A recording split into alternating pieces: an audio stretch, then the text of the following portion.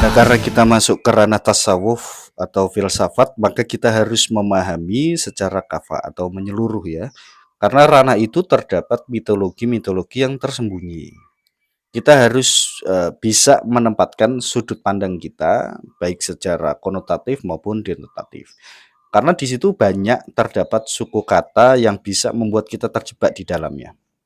Maka kita harus memahami suatu majas, baik ironi, litotes, hiperbola, terutama metafor ya, terutama metafor kita harus sangat memahami itu.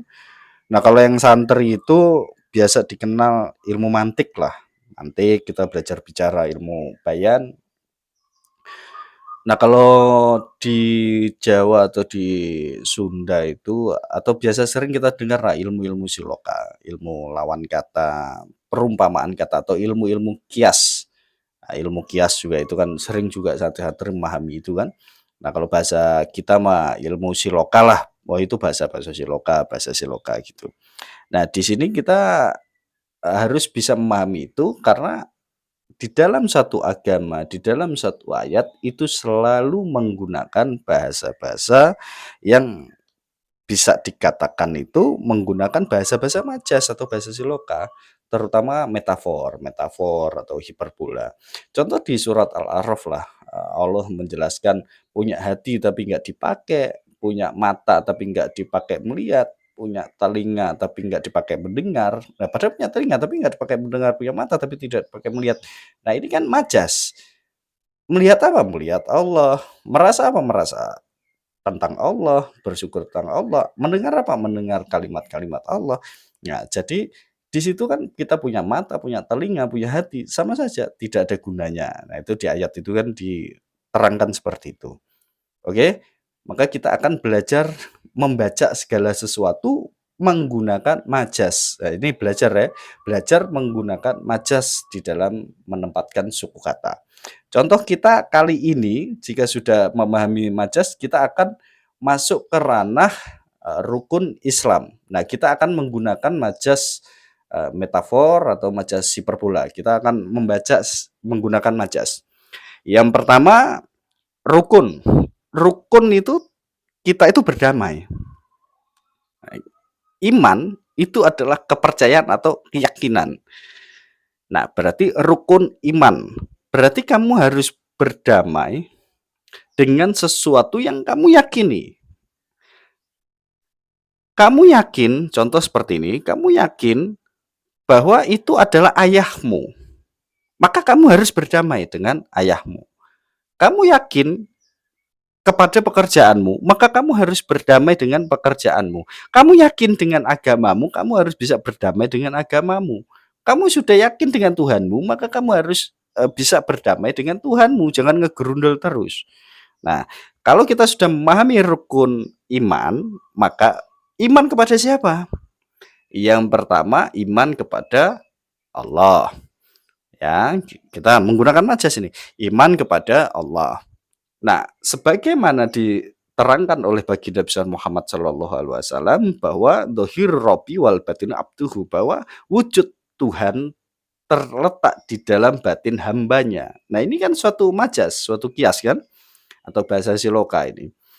Wujud Tuhan terletak di dalam batin hambanya. Bukan berarti Tuhan itu berwujud dan ada di dalam hati kita, bukan. Ini suatu majas.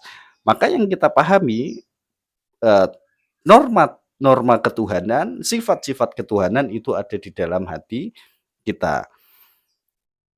Nah, hati kita itu adalah pusat daripada segala rasa.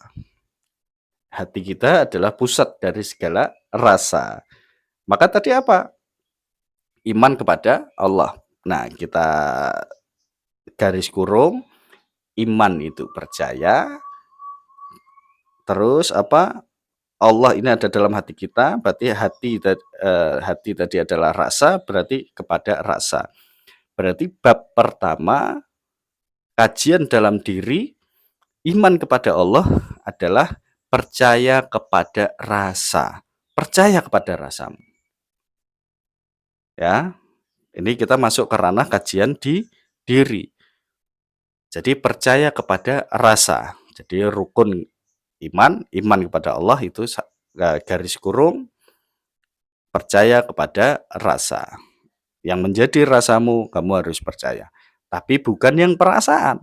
Nah, kenapa tercipta perasaan? Karena rasa yang lebay, rasa yang menjadi jamak, yang berlebih, akhirnya menjadi sebuah perasaan. Perasaan itu sudah pasti akan menjadi sebuah prasangka, dan akhirnya menciptakan suatu yang bisa kita katakan itu suuzon lah. Selalu ada yang prasangka buruk, terus merasa, mempunyai sifat merasa. Nah, itu harus sedikit-sedikit dikikis atau dihilangkan. Terus yang kedua, iman kepada malaikat. Nah, malaikat adalah pesuruh Allah. Nah, kalau tadi adalah rasa, berarti pesuruh rasa ini apa? Nah, tadi kan Allah, ya, terus yang kedua malaikat. Yang pertama itu adalah rasa, yang kedua pesuruh daripada rasa apa? Pesuruh daripada rasa adalah niat. Nah, jadi majasnya malaikat adalah niat. Nah, maka kamu bisa menjadi malaikat apapun ya sesuai dengan niatmu. Bukan berarti kamu menjadi malaikat betulan, tidak. Ini kan kita bicara secara majas. Nah, jadi hidup pedoman yang pertama dalam kajian diri, kamu harus percaya kepada rasamu. Yang kedua, kamu harus percaya kepada niatmu. Apa yang kamu rasakan, apa yang kamu niatkan, nah kamu harus percaya itu. Yang ketiga, percaya kepada Rasul atau pesuruh. Ya, tapi banyak yang mengatakan rukun iman yang ketiga itu sebetulnya kitab ya, kitab. Nah, tapi di sini kita ambil Rasul dulu, karena kalau nggak ada Rasul ya gimana menyampaikan kitabnya kan? Tapi nggak apa-apa, kita bahas kitab dulu juga nggak apa-apa. Tapi kita saat ini bahas Rasul dulu. Percaya kepada Rasul. Rasul ini adalah seorang insan yang terlihat, yang nyata, yang memang hidup seperti kita, cuma mendapat kemuliaan di sisi Allah. Sudah mendapat kemuliaan di sisi Allah dikarenakan kesabaran dan kesadarannya. Semua yang berwujud pasti mempunyai sifat, dan semua sifat pasti berperilaku. Nah, perilaku inilah yang disebut akhlak. Nah, maka di garis bawahi tadi, iman kepada Rasul sama dengan percaya pada akhlak. Nah, sekarang kan kita apa sih? Percaya kepada Rasul apa? Mencontoh apa? Akhlaknya kan? Mencontoh perilakunya sebagai suri tauladan. Nah, kita belajar gimana caranya menjadi suri tauladan. Berarti hal yang pertama, pedoman yang pertama untuk kajian dalam diri kita sendiri, percayalah kamu kepada rasamu, percayalah kamu kepada niatmu, percayalah kamu kepada apa yang sedang kamu lakukan, percaya kepada akhlakmu.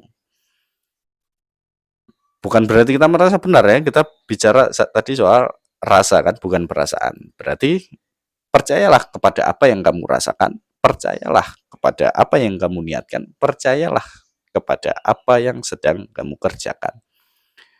Yang keempat, kita percaya kepada kitab.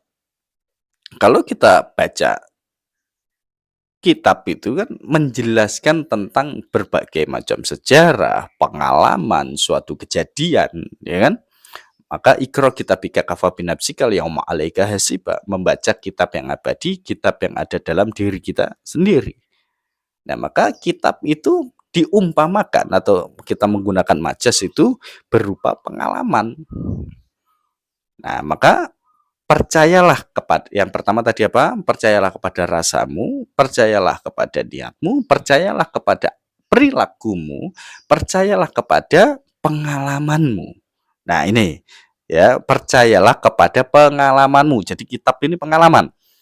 Bisa pengalamanmu pribadi, bisa pengalaman orang tuamu, bisa pengalaman gurumu, bisa pengalaman aulia-aulia atau wali-wali kita, bisa pengalaman nabi-nabi kita.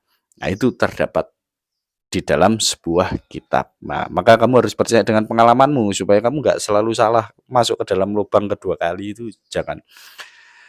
Nah, terus yang kelima, percaya kepada hari akhir. Bahwa hari akhir itu ada yang namanya qada dan qadar. Kalau hari ini kita melakukan kebaikan, ya besok kita dapatnya baik. Kalau kita melakukan keburukan, ya pasti dapatnya buruk. Nah, itu saja pedoman yang harus kita pegang untuk rukun iman. Nah, rukun iman ini masuk ke dalam ranah yang ada di dalam atau rohani. Ya, kita belum masuk jasmani karena belum membahas rukun Islam, baru rukun iman. Maka di dalam rohani kita harus percaya kepada rasa, percaya kepada niat, percaya pada akhlak, percaya kepada pengalaman, nah, percaya kepada hari akhir. Yaitu itu kalau kita berbicara keyakinan. Nah, ini kita membahas secara tadi secara majas, secara kias, secara suluk, dan secara mitologi tadi ini kita bahas ya. Nah, demikian maka jika kita sudah paham ini, nah biar pada sambil dicatat-catat atau dihafalkan, kita akan masuk ke pembahasan yang namanya rukun Islam. Nah, di dalam